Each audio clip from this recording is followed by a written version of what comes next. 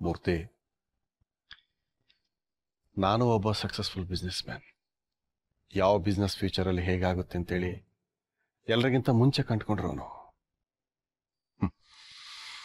ಇವತ್ತಿಗೂ ನಾನು ಮಾಡೋ ಕೆಲವು ಕೆಲಸಗಳನ್ನ ಎಲ್ಲರೂ ಕಾಪಿ ಮಾಡ್ತಾರೆ.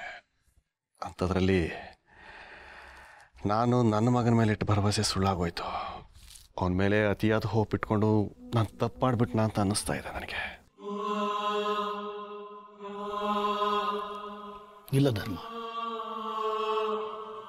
ನಿನ್ನ ಮಗನ ಸಾಮರ್ಥ್ಯದ ಮೇಲೆ ಯಾವುದೇ ಕಾರಣಕ್ಕೂ ಅನುಮಾನ ಪಡಬೇಡ. ಅವನಿನ್ನೂ ಹುಡುಗಾಟದ ಮೂಡಲಿದ್ದಾನಷ್ಟೇ. ನೋಡು, ಸ್ವಭಾವತಃ ಅವನು ಕೆಟ್ಟವನಲ್ಲ, ಸೋಮಾರಿ ಅಂತೂ ಮೊದಲೇ ಅಲ್ಲ. ಧರ್ಮ ಅವನು ನಿನ್ನ ಮಗ. ಅವನು ಯಾವುದಾದ್ರೂ ಕೆಲಸನ ಮನಸ್ಸಿಟ್ಟು ಮಾಡಿದ್ರೆ ನಿನಗಿಂತ ಚೆನ್ನಾಗಿ ಮಾಡ್ತಾನೆ, ನೋಡ್ತಾ ಇರು. ಇದೇ ಅವನನ್ನು ಹಾಳು ಮಾಡಿರೋದು. ಈ ಮನೆಯಲ್ಲಿರೋ ಪ್ರತಿಯೊಬ್ಬರು ಅವನನ್ನು ಸಪೋರ್ಟ್ ಮಾಡ್ಕೊಂಡೇ ಬಂದ್ರಿ. ಯಾವತ್ತಾದ್ರೂ ನನ್ನ ಜಾಗದಲ್ಲಿ ನಿಂತು ಯೋಚನೆ ಮಾಡಿದ್ದೀರಾ ನೀವು? ಧರ್ಮ, ನೀನು ಯಾವತ್ತಾದ್ರೂ ಅವನ ಜಾಗದಲ್ಲಿ ನಿಂತು ಯೋಚನೆ ಮಾಡಿದ್ಯಾ? ಅವನು ಹಾಗೆ ಮಾಡ್ತಾನೆ ಹೀಗೆ ಮಾಡ್ತಾನೆ ಅಂತ ಕಂಪ್ಲೇಂಟ್ ಮಾಡ್ತಿದ್ಯಾ ಹೊರತು ಅವನ ಜಾಗದಲ್ಲಿ ನಿಂತ್ಕೊಂಡು ಅವನಿಗೇನು ಅನ್ನಿಸ್ತಿದೆ ಅಂತ ಯೋಚನೆ ಮಾಡಿದ್ಯಾ ಯಾವತ್ತಾದ್ರೂ? ಅವನ ಜಾಗದಲ್ಲಿ ನಿಂತು ಯೋಚನೆ ಮಾಡೋಕ್ಕೇನಿದೆ ಮೂರ್ತಿ? ತುಂಬ ಇದೆ ಧರ್ಮ. ಅವನು ಈಗಿನ ಜನ್ರೇಷನ್, ಅವನು ನಾವು ಆಗಿನ ಕಾಲದವರು. ಅಲ್ಲ, ನೀನು ಬಿಸ್ನೆಸ್ ಶುರು ಮಾಡಿದಾಗ ನಿನ್ನ ಹತ್ರ ಏನಿತ್ತು? ಏನೂ ಇರಲಿಲ್ಲ. ಆದರೆ ಸುಶಾಂತನ ಹತ್ರ ಎಲ್ಲ ಇದೆ. ಅಂಥದ್ರಲ್ಲಿ ನಿನ್ನ ಥರನೇ ಅವನು ಯೋಚನೆ ಮಾಡಬೇಕು ಅಂತ ನಿರೀಕ್ಷೆ ಮಾಡೋದು ತಪ್ಪಲ್ವಾ? ನೀನೇ ಹೇಳ್ದಲ್ಲ, ಇಂಥ ಬಿಸ್ನೆಸ್ಸು ಹೀಗೆ ವರ್ಕ್ ಆಗುತ್ತೆ, ಅದು ನಿನಗೆ ಗೊತ್ತಾಗುತ್ತೆ ಅಂತ. ಅದೇ ಥರ ನಿನ್ನ ಮಗನ ಬಗ್ಗೆ ನಿನ್ನ ನಿರೀಕ್ಷೆ, ನಿನ್ನ ಅನಿಸಿಕೆ ಸರಿಯಾಗೇ ಇತ್ತು. ಸುಶಾಂತ ಒಬ್ಬ ಸಮರ್ಥ, ಅದ್ರ ಬಗ್ಗೆ ಯಾವುದೇ ಡೌಟ್ ಬೇಡ.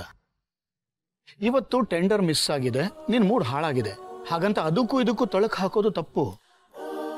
ಟೆಂಡರ್ ತಪ್ಪು ಹೋಗಿದ್ದಕ್ಕೂ ನಮ್ಮ ಸುಶಾಂತ್ಗೂ ಯಾವುದೇ ಸಂಬಂಧ ಇಲ್ಲ ಧರ್ಮ. ನೀನು ಸುಮ್ಮನೆ ಏನೇನೋ ಯೋಚನೆ ಮಾಡಿ ಟೆನ್ಷನ್ ಮಾಡ್ಕೋಬೇಡ, ರಿಲ್ಯಾಕ್ಸ್ ಮಾಡು. ಸುಶಾಂತ ಎಲ್ಲೋ ಒಂದು ಕಡೆ ಸೇಫ್ ಆಗಿದ್ದಾನೆ, ಅದು ನನ್ನ ಜವಾಬ್ದಾರಿ.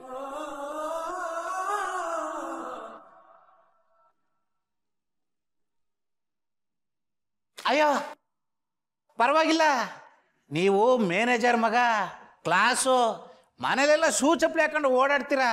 ನಾವು ಕ್ಲಾಸೇ, ಬನ್ನಿ, ಪರವಾಗಿಲ್ಲ. ಇಟ್ಸ್ ಓಕೆ, ಪರವಾಗಿಲ್ಲ.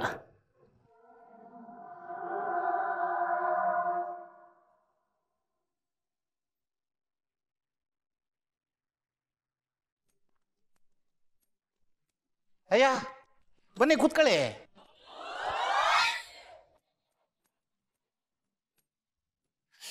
ಓ, ಚಾಪೆ ಹಾಕಿದ್ದೀನಿ ಅಂತನಾ? ಮನೇಲಿ ದೊಡ್ಡ ಡೈನಿಂಗ್ ಟೇಬಲ್ ಇತ್ತು, ರಿಪೇರಿ ಕಳ್ಸಿದ್ದೀನಿ. ನಂಗೆ ಈ ಹಳೆ ಡಿಸೈನ್ ಇಷ್ಟ ಇಲ್ಲ, ಹೊಸದೇ ತರನ ಅಂತ ಯೋಚನೆ ಮಾಡ್ತಾ ಇದ್ದೀನಿ. ಬಂದು ಕೂತ್ಕೊಳ್ಳಿ, ಫೀಲ್ ಕಂಫರ್ಟಬಲ್. ಈ ಕಂಫರ್ಟೇಬಲ್ ಅಲ್ಲಿ ಟೇಬಲ್ ಒಂದಿಲ್ಲ ಅಷ್ಟೇ, ಚಾಪೆ ಇದೆ. ಬನ್ನಿ ಬನ್ನಿ ಬನ್ನಿ ಕೂತ್ಕೊಳ್ಳಿ.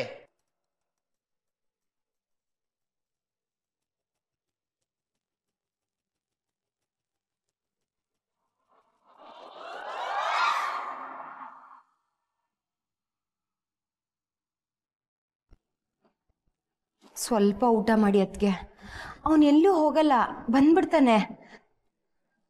ಅಣ್ಣನ ಕೋಪದ ಬಗ್ಗೆ ನಿಮಗೆ ಗೊತ್ತಲ್ವಾ? ಯಾವ ಖುಷಿಗೋಸ್ಕರ ತಿನ್ಲಿ ದಾಕ್ಷಾಣಿ, ಯಾರಿಗೋಸ್ಕರ ಇದೆಲ್ಲ ಮಾಡಿಸಿದೀನೋ ಅವನೇ ಮನೇಲಿಲ್ಲ. ಅವನು ಹುಟ್ಟಬ್ಬ ಕಣೆ ಇವತ್ತು. ನೀವೀಗ ಧೈರ್ಯ ತಂದ್ಕೋಬೇಕು ಅದ್ಗೆ, ಎಲ್ಲ ಸರಿ ಹೋಗುತ್ತೆ. ನನ್ನ ಮಾತು ಕೇಳಿ. ನನಗನ್ನಿಸ್ತಾ ಇದೆ ಕಬ್ಬಾಳಮ್ಮನ ದೇವಸ್ಥಾನಕ್ಕೆ ಹೋಗಿ ಹರಕೆ ಕಟ್ಕೊಂಡು ಬರ್ತೀನಿ, ಎಲ್ಲ ಸರಿ ಹೋಗುತ್ತೆ. ಅಮ್ಮ ಸ್ವಲ್ಪ ಸುಮ್ಮನೆ ಇರ್ತೀಯಾ? ಯಾಕೆ ಇಷ್ಟು ಇರಿಟೇಟ್ ಮಾಡ್ತಾ ಇದೀಯಾ?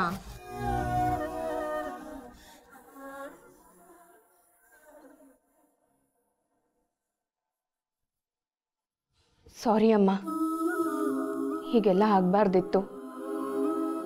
ನಂಗೆ ತುಂಬ ಹೊಟ್ಟೆ ಹಸಿತಾ ಇದೆ. ಮಂಗಳ, ನನ್ನ ಫೇವ್ರೇಟ್ ಏನಾದರೂ ಮಾಡಿದ್ಯಾ? ಮಾಡಿಸಿರೋದೆಲ್ಲ ರಾಜನ್ ಫೇವ್ರೇಟು, ಆದರೆ ತಿನ್ನಕ್ಕೆ ಅವನೇ ಇಲ್ವಲ್ಲ. ಇನ್ನು ಯಾರು ತಿಂದು ಏನು ಪ್ರಯೋಜನ? ಅದಕ್ಕೆ ಊಟ ಮಾಡಲ್ಲ ಅಂತೀಯಾರೆ ಅಮ್ಲ, ನೀನಾದರೂ ಸ್ವಲ್ಪ ಹೇಳೆ. ಅಮ್ಮ, ನೀನೀಗ ಹಸ್ಕೊಂಡಿದ್ರೆ ರಾಜಕ್ಕೆ ಖುಷಿ ಆಗುತ್ತಾ ಹೇಳು? ಅವನು ಗಂಡು ಹುಡುಗ ಅಮ್ಮ, ಅವನ ಜೀವನನ ಅವ್ನು ಚೆನ್ನಾಗೇ ರೂಪಿಸ್ಕೊತಾನೆ. ಪ್ರತಿದಿನ ಅದ್ಯಾವುದೋ ಹಾಳು ಗೇಮ್ ಮಾಡಿಕೊಂಡು ಎಷ್ಟು ಕರೆದ್ರೂ ಊಟಕ್ಕೆ ಬರ್ತಿರ್ಲಿಲ್ಲ. ನಾನೇ ರೂಮಿಗೆ ತಗೊಂಡು ಹೋಗಿ ಅವನಿಗೆ ಊಟ ತಿನ್ನಿಸ್ತಿದ್ದೆ. ಅವನು ಹೋದ್ರು ಅವನ ಜಪ ಮುಗ್ದಿಲ್ಲ ಈ ಮನೇಲಿ. ತಿನ್ನೋಕ್ಕೂ ನೆಮ್ಮದಿ ಇಲ್ಲ ನನಗೆ. ಆರಾಮಾಗಿ ಕೂತ್ಕೊಳ್ಳಿ, ಏನೂ ತಲೆ ಕೆಡಿಸ್ಕೋಬೇಡಿ. ನಗ್ನಗ್ತಾ ಊಟ ಬಡ್ಸಮ್ಮ, ನಗ್ನಗ್ತಾ.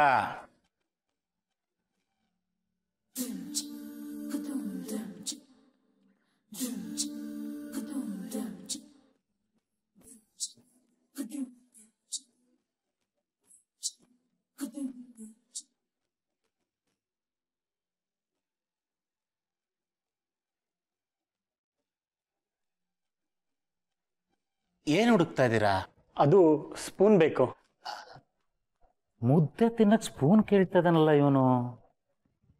ಮುದ್ದೆ ತಿನ್ನಕ್ ಬರದೇ ಇರೋಷ್ಟು ಮುಗ್ಧನ ಇವನು. ಇವಳೆ ಸ್ಪೂನ್ ತಗಬ.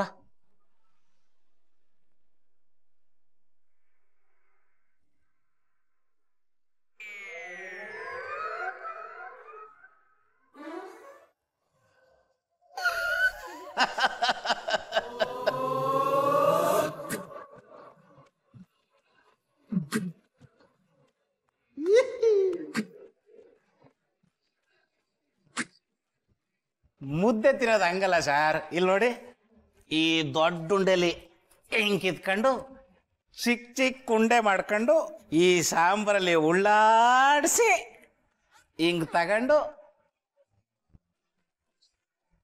ಗುಳುಮ್ ಅಂತ ನುಂಗಬೇಕು. ನುಂಗಿ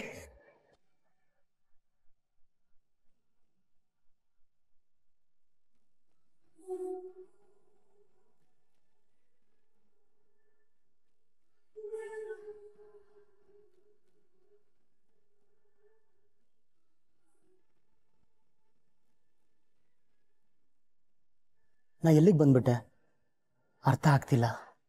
ಸುತ್ತಲೂ ಜನ ಇದ್ದಾರೆ, ಆದರೆ ಯಾರು ನನ್ನವರಲ್ಲ ಅನಿಸ್ತಿದೆ.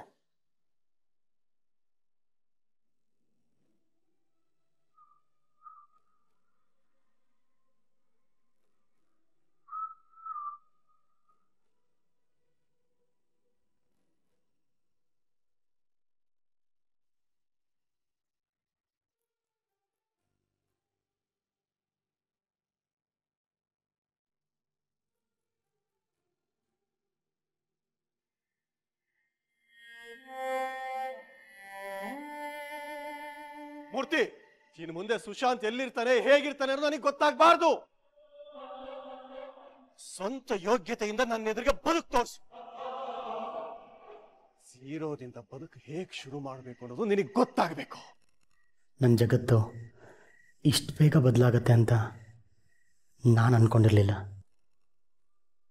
ಮೀನನ್ನು ನೀರಿಂದ ಆಚೆ ತೆಗೆದ್ರೆ ಏನಾಗ್ಬೋದು ಅನ್ನೋದು ಇವಾಗ ಅರ್ಥ ಆಗ್ತಿದೆ.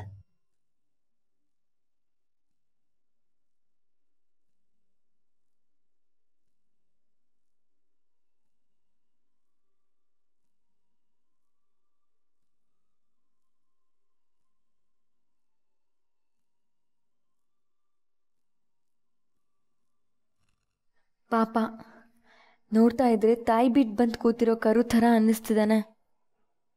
ಊಟನೂ ಸರಿಯಾಗಿ ಮಾಡದೆ ಹಸ್ಕೊಂಡು ಕೂತಿರ್ಬೇಕು. ನಾನು ಬೇರೆ ಬೆಳಗ್ಗೆ ಕೋಪದಲ್ಲಿ ಕೂಗಾಡ್ಬಿಟ್ಟೆ.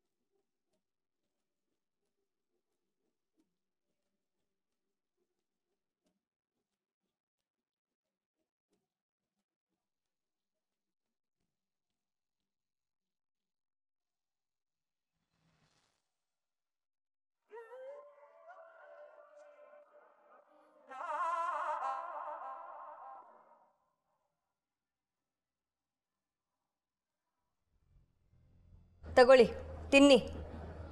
ನನಗೆ ಬೇಡ. ಹಸುವಾಗಿದೆ ಅಂತ ನನಗೆ ಚೆನ್ನಾಗಿ ಗೊತ್ತು. ತಿನ್ನಕ್ಕೇನು ತೊಂದರೆ ನಿಮಗೆ?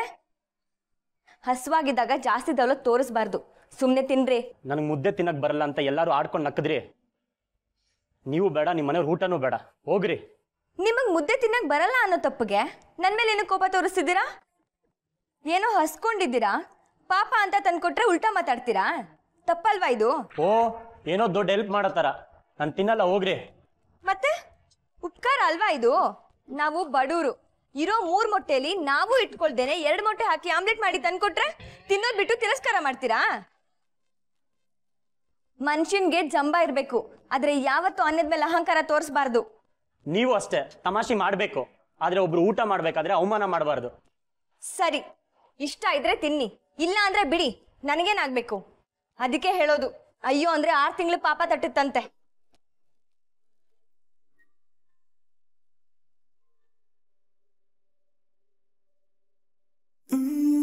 ನಾನಿಲ್ಲೇನು ಮಾಡ್ತಾ ಇದ್ದೀನಿ? ಮನೇಲಿ ಎಷ್ಟು ಪ್ರೀತಿಯಿಂದ ನೋಡ್ಕೋತಿದ್ರು.